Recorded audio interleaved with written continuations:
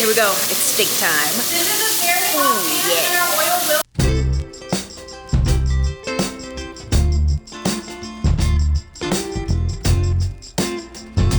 Hi everyone, and happy new vlog of my 30 before 30 bucket list, where I'm trying to accomplish 30 really cool things before I turn 30, which is next week in my time. Probably not your guys' time because I'm so far behind. But there are two very cool things I've always wanted to do, and both of them are food related. But I figured let's put them in the same video because right now I am all dressed up and about to go drop a lot of money on some dinner, and that's because I'm going to my first Michelin star restaurant. Now, if you guys saw my video of me traveling to New York, I flew first class for the first time, and something about it felt so weird because I was like, oh, I feel like I'm arrogant and privileged and that I'm like looking down on the people in the lower classes, and that's not me, guys. Like, I'm not one of them, trust me. And then I also just felt like this weird sense of like fraudulence being in that class that I didn't belong.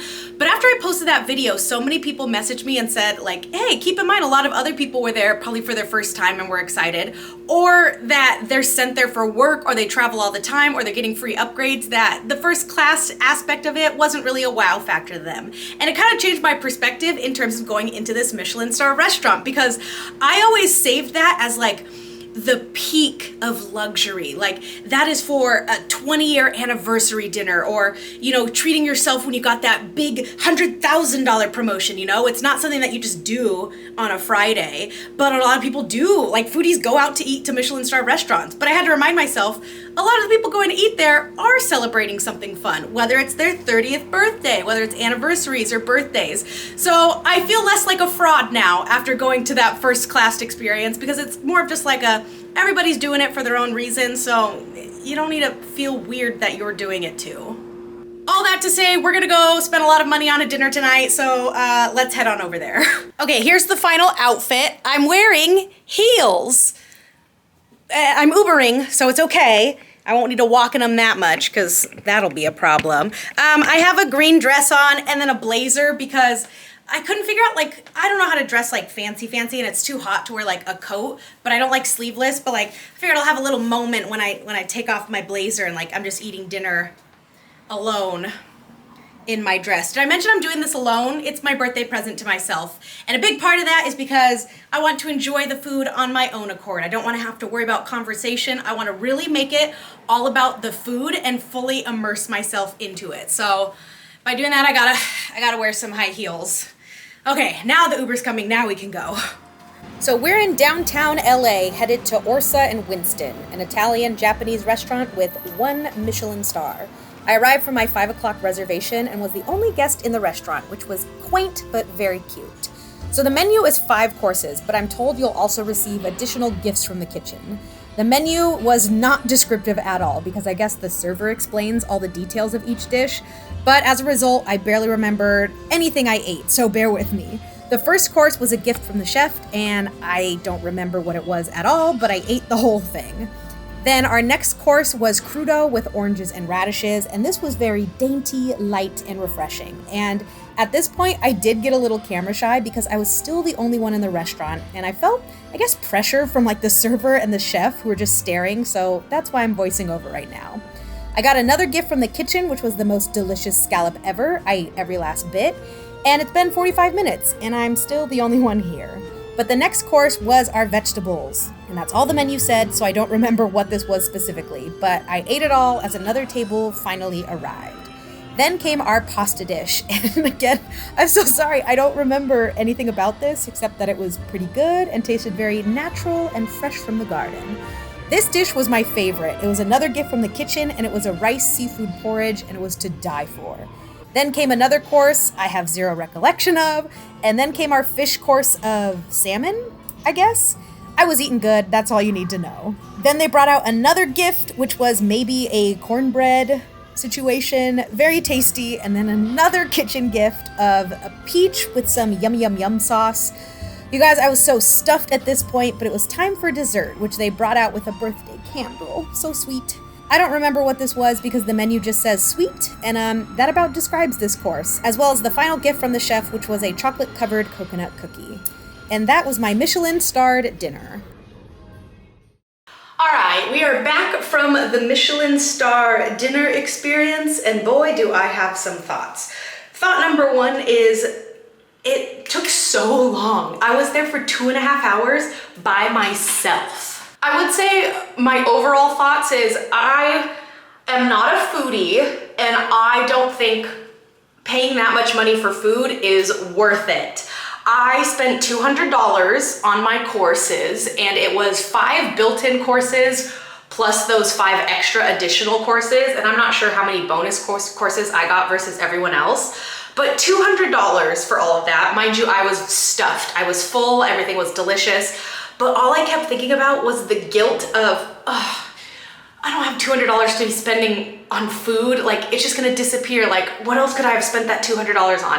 And I just felt so much guilt spending that much money that I feel like I couldn't fully enjoy it, if that makes sense.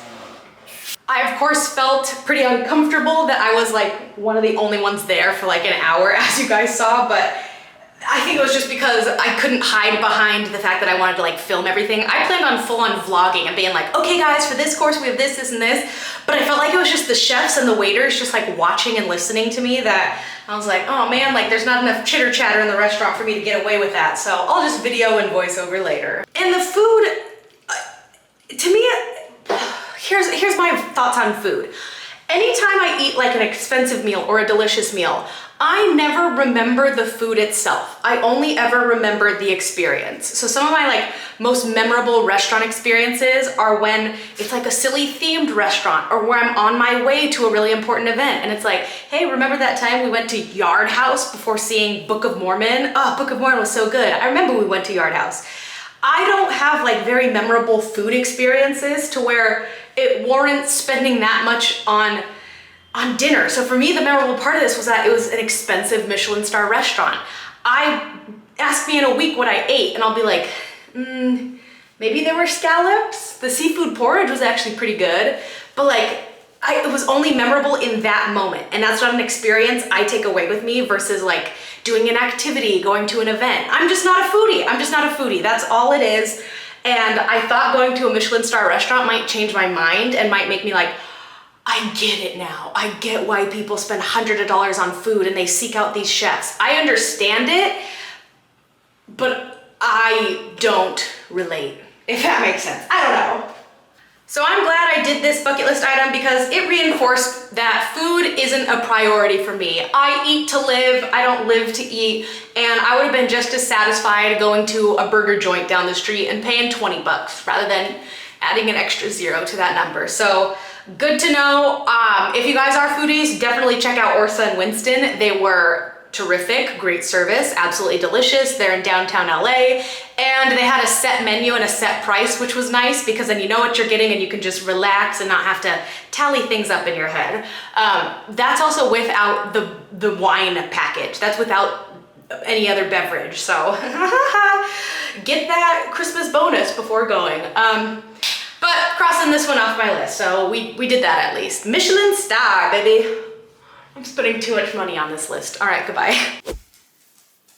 You guys want to come be in a video?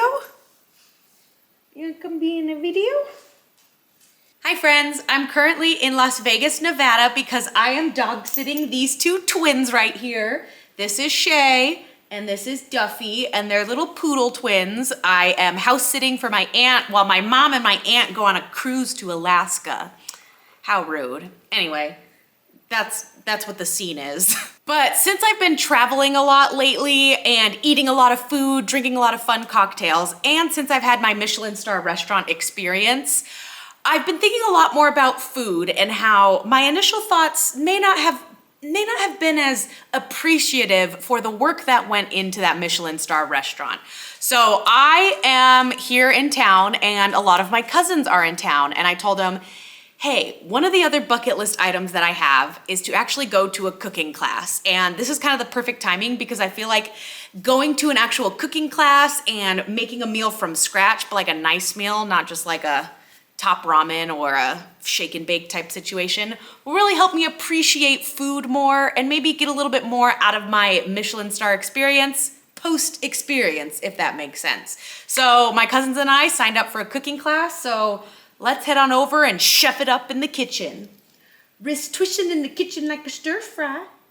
Wrist twitching in the kitchen like a stir fry. Are you my little chef? Are you my little chef? Oh, you're so cute. All right, I'm here with my cousins and we're ready to go to a cooking class. Say hi. Say hi, cousins. Hi.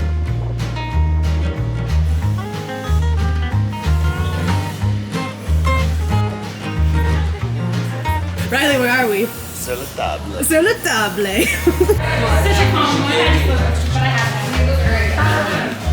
Try not to get any shells in there. If we do get some shells in there, you Nice. can always take more shells. Again, if you're very nice, use those fingers. Just give it a little turn. No, you're going over. It's supposed to look like that. I don't know the kind where it's most If we want to take our time with the noodle, I would recommend using 0-0 flour. 0 is ready. Push to the flour. Push to the flour station. And then just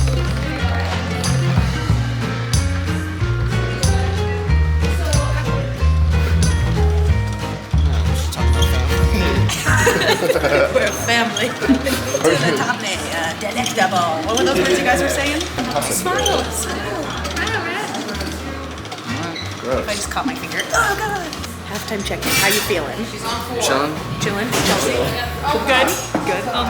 We're an hour in and we've only made pasta dough, so slow and steady. Riley, would you like to say something? No. All right. Too bad you did. Yeah. Got Joke's him. on you. That's a word.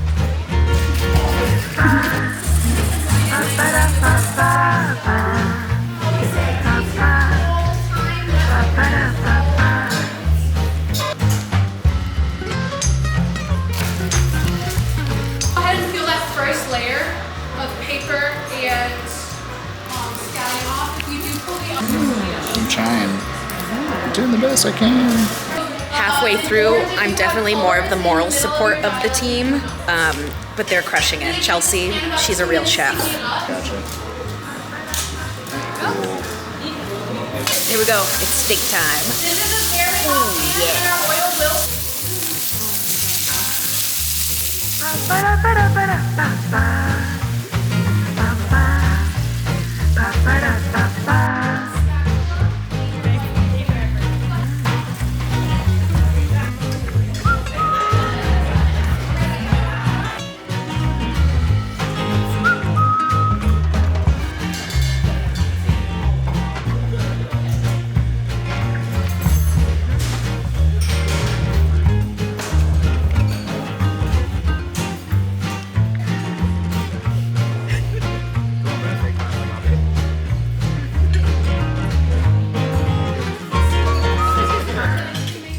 We just finished the cooking class. I thought you guys cooked the steak wonderfully. I did a lot of the moral support, not so much of the actual cooking. So Brett, good job on cooking the steak.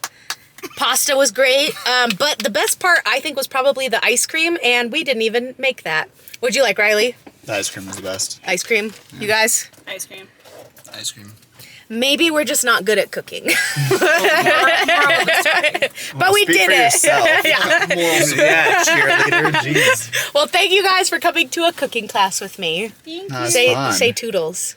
Toodaloo. Toodles. You guys must not watch my videos. It's fine. So last night I went to the cooking class with my cousins and had a blast. I think I definitely have a newfound respect for making food, and I wanted to continue the momentum and finish one other bucket list item, and that is to bake a pie. And so I decided to like bake the freaking hardest pie there is, and that's apple pie. I don't even know how to peel an apple, you guys. This is so embarrassing. But this video was very illuminating for a lot of my own priorities because, like I mentioned before, I just don't love spending money on food. I so much more value things and experiences and activities. And I like food when it's with other people. And so the cooking class was so fun because it was more of an activity rather than about the food itself. And so I know a lot of people love to cook for others and bring people together, and that's what's enjoyable for them. I gotta say, I'm not enjoying that part. You guys, this pie, for the record, let me show you. I am making a pie from this lovely magazine my wonderful aunt got me. It is called Cakes and Pies. Pretty self-explanatory. I'm making their apple pie recipe, and it says prep time 25 minutes, bake time 60 minutes. And I'm like, oh, that's easy. Wrong. I had to start from last night. I had to make the dough from scratch, but then I had to refrigerate it overnight. And then this morning I had to roll it all out into the discs and then put it in the freezer for another hour. So already I'm like annoyed because I'm like, that's more prep time because you have to wait. It's not like I could just bake it right away. But then like cutting these apples alone is gonna take me 20 minutes, mainly because, I don't know what I'm doing, but maybe I'm preemptively complaining because what I'm learning from this video is that I totally understand why people cook, why people enjoy food, why they become foodies, and why they essentially make a hobby out of trying new restaurants and going out to eat with friends. But what I'm learning is I'm just not one of them. I think that all my experiences from this bucket list have to do with the cool items that I got done, have to do with the memorable activities, and none of them really have to do with the food. So maybe I'm just not a foodie. But we're gonna finish up this stupid apple pie and see what my cousins think about it, because again, part of eating is bringing people together, so hopefully my pie will be worth it. Oh, my Lanta, that took me a half hour to freaking core and peel apples. Honestly, I'm so grateful I'm in my aunt's kitchen because she has every freaking baking and cooking tool I could possibly imagine. Uh-oh, am I supposed to put this in here? Also, she has a dishwasher. What a luxury to have a dishwasher. I've used so many freaking dishes over just the past 2 days cooking here, like all these little guys. I would kill myself by now if I had to wash any of these by hand. There's no, it's just apples going into this pie. I don't think I'm doing it right. Like there's no sauce that binds it. Like doesn't apple pie have like a custard to it? I don't know. I'm no Betty Crocker, friends. Where the heck is the lid to this? Did I mix it? Oh my gosh, where is it?